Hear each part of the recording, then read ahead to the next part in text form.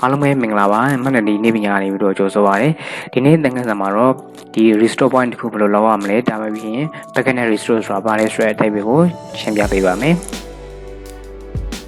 ဒါဆိုရင်တော့ရုံးဆုံးနေနဲ့ restore point ကြောင်းလေးရှင်းပြပေးပါမယ် restore point ဆိုတာကြာရင်ဒီနေ့မိမိတို့ရဲ့ computer ဒီ BIOS location နေမဲ့ set တွေကိုသုံးရလေအဆင်ပြေနေမယ်ဆိုလို့ရှိရင်တော့ဒီနေ့နေ့စွေနဲ့ restore point တစ်ခုဖန်တီးထားလိုက်တယ်ဒါပြီးရင်နောက်ထပ်သုံးရတဲ့အခါတွေမှာ set တွေက BIOS တဲ့အန်ဒီတွေနောက်ပြီးတော့ set တွေလေးလည်လာတယ်ဆိုလို့ရှိရင်တော့မိမိတို့ restore point သတ်မှတ်ထားခဲ့တဲ့ရက်ကိုပဲပြန်ပြီးသွားရှင်တယ်အဲ့ဒီရက်နှုံတိုင်းပဲပြန်ပြီးတော့သုံးရှင်တယ်ဆိုလို့ရှိရင်တော့ restore point လောက်ထားခဲ့တဲ့နေ့တုန်းကအတိုင်းပဲ set ကိုပြန်လည်ရရှိမှာဖြစ်ပါတယ်ဒါဆိုလို့ရှိရင်တော့ restore point ကိုဖန်တီးကြအောင်ရုံးဆုံးနေတဲ့ desktop ကိုလာလိုက်ပါမယ်ပြီးရင်တော့ဒီ desktop အတွက်မှာပါတယ် this PC တော့မဟုတ် my computer ဆိုတာကို right click နိုင်ပါမယ်ဒီကျလာတဲ့စာတန်းတွေတွေက property ကိုရွေးချယ်ပါမယ်ပြီးတော့ system protection ကိုထပ်ပြီးရွေးပါမယ်ဒီ system protection နေရာမှာရွေးရမယ့်ကောင်အားကြရင်ကိုကအသစ်ဆက်လုံးမှာဖြစ်တဲ့အတွက်ကြောင့်မလို့ create ဆိုတာကိုနှိပ်ရပါမယ်ပြီးတော့ဒီနေရာမှာ restore point နာမည်တစ်ခုသတ်မှတ်ထားခဲ့ပါဒီနေရာမှာ 1u လို့ပဲသတ်မှတ်ပေးလိုက်ပါမယ်ကြိုက်တဲ့နာမည်သတ်မှတ်ပါ create ကိုနှိပ်ပါမယ်ပြီးတော့ခဏလေးစောင့်ပေးလိုက်ပါဒီတိုင်းစဖို့တန်းလေးပေါ်လာပြီးဆိုလို့ရှိရင်တော့ restore point တစ်ခုဖန်တီးအောင်မြင်ပြီဖြစ်ပါတယ်ဒါဆိုလို့ရှိရင်တော့ close ပါဒီကလိုမိမိတို့ဇက်က virus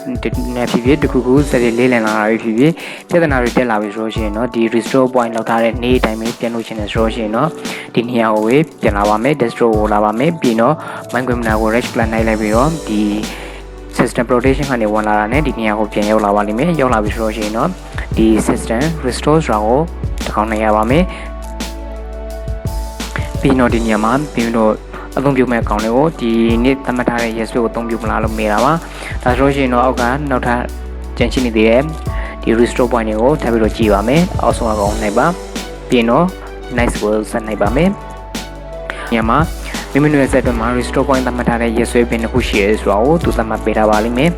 ဒါဆိုရင်ခုနသတ်မှတ်လိုက်တဲ့အကောင်ဒီ 1u ဖြစ်တဲ့အတွက်ကြောင့်မလို့ 1u ရဲ့ နေဆွေးနဲ့အချိန်တွေကိုသတ်မှတ်ပေးထားတာဖြစ်ပါတယ်ဒီလိုဒီကောင်ကိုရွေးချယ်ပြီးတော့ nice ကို set နိုင်သွားလိုက်မယ်ဆိုတော့ရှင်တော့နေဆွေအတိုင်းပဲဒီ set ရဲ့ပုံမှန်တိုင်းကိုပဲပြန်ပြီးလေပတ်သွားအောင်သူကလောက်ဆောင်နိုင်မှာပါ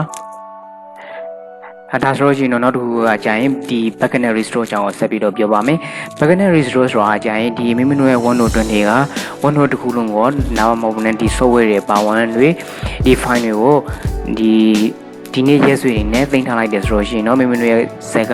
နောက်တစ်ချိန်မှာဒီရဲ့နှောက်ရက်တွေဖြစ်လာလို့ဆိုတော့ပြဿနာတွေတက်လာပြီဆိုလို့ရှိရင်တော့ဒီသိမ်းထားလိုက်တဲ့ backend restore ရက်စွေဖိုင်ကိုပဲအဲ့ဒီဖိုင်ကိုပြန်ပြီးတော့ယူသုံးလိုက်တာနဲ့ဒီဆက်ပြီးအဲ့ဒီနေ့တိုင်းပဲပြန်ရစီရှင်နေဆိုလို့ရှိရင်တော့မိမိတို့ရဲ့ set တွန်းဒီမှာ file တွေမျိုးတွေနဲ့ပဲသိမ်းတာဒါမှမဟုတ်ဘူးနဲ့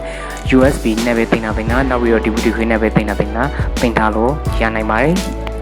ဒီလိုလောက်မယ်ဆိုလို့ရှိရင်မိမိတို့မှာ USB alert တစ်ခုပဲဖြစ်ဖြစ် DVD ဝယ်ဖြစ်ဖြစ်အသက်ဆောင်တာပေါ့ကောင်းပါတယ်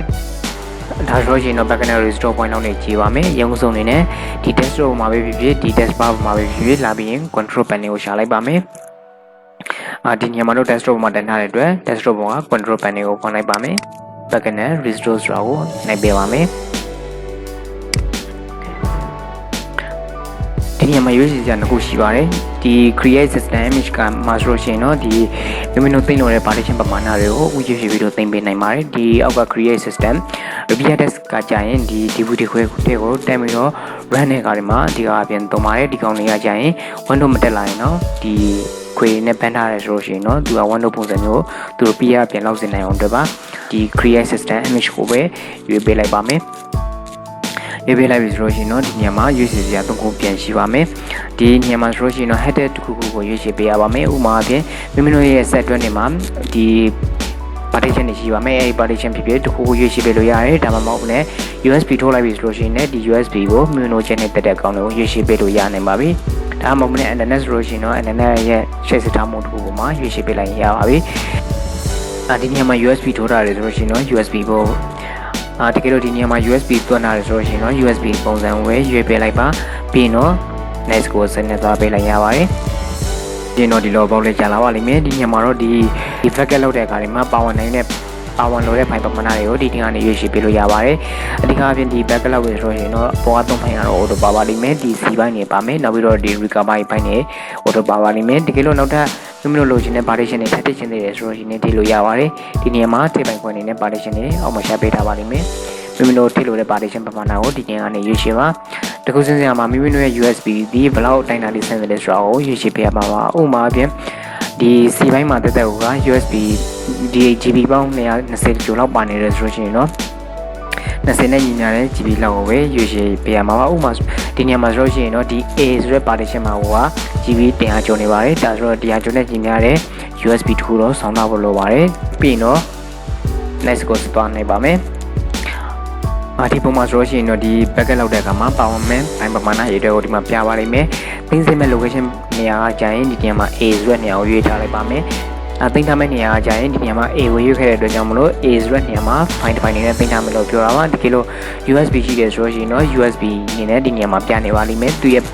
power နှုန်းပမာဏကိုလည်းပဲဒီနေရာမှာ GB အနေနဲ့ပေါ်ပြနေပါလိမ့်မယ်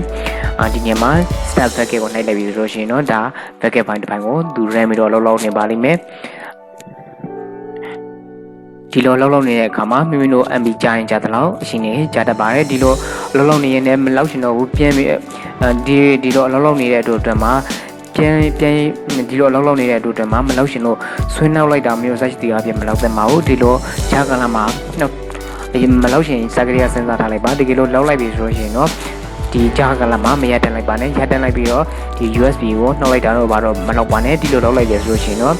ခုန run ထားတဲ့ USB ဖိုင်နဲ့ DVD ဆိုတဲ့ DVD ခွေက auto တက်စီသွားပါလိမ့်မယ်ဒါဆိုရင်တော့မိမိတို့ရဲ့စက်ကိုဒီ backup နဲ့ restore point ကိုဖန်တီးတတ်ပြီလို့ထင်ပါတယ်